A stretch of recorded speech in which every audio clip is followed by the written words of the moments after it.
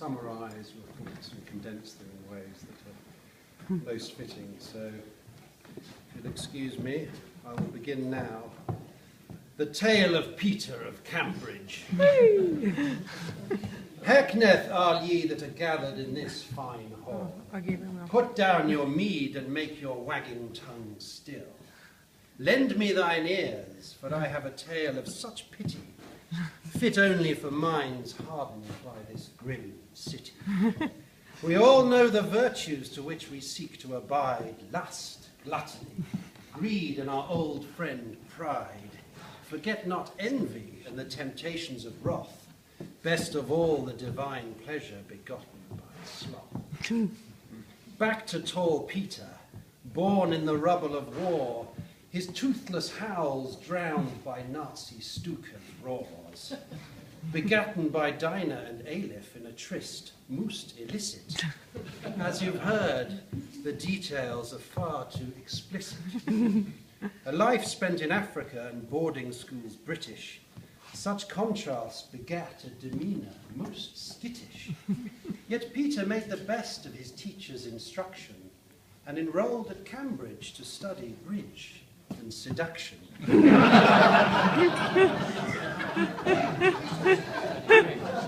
path was tricky, though. He couldn't help sinning. The temptation to read books kept occasionally winning. When the degree engineering drew him to its lair, his resistance to study cost him much of his hair.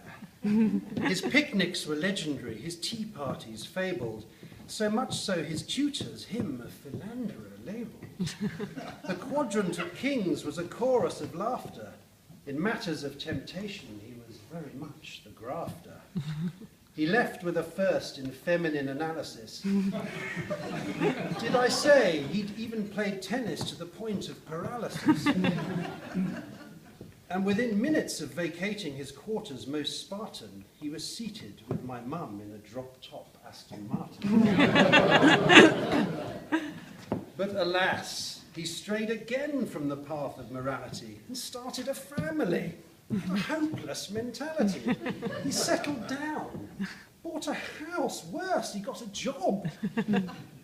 His engineering addiction dragged him in with the vicar's mob, but salvation was at hand with golf's fine charms, and holidays aplenty, well bronzed were his arms. Yet just when his studies were being put to best use, he married again. 3 more children produced. But woe was him, even worse, a new profession.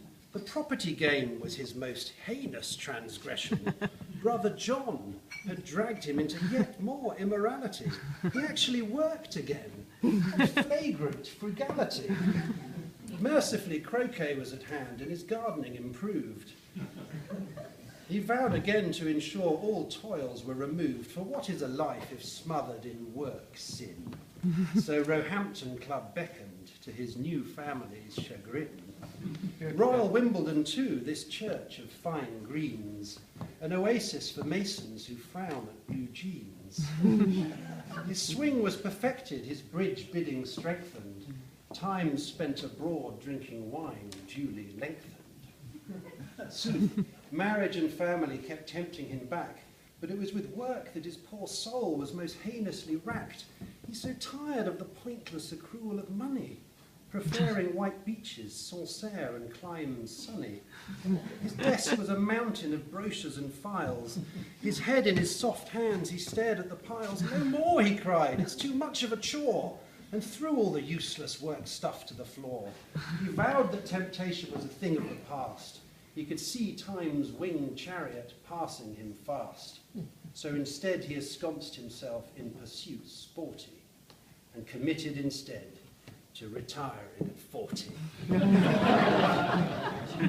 So here, 30 years later, together we gather, and thank you for listening to me standing here blabber. But let me swear here tonight there's nothing I'd rather than to have had such a loving and generous father.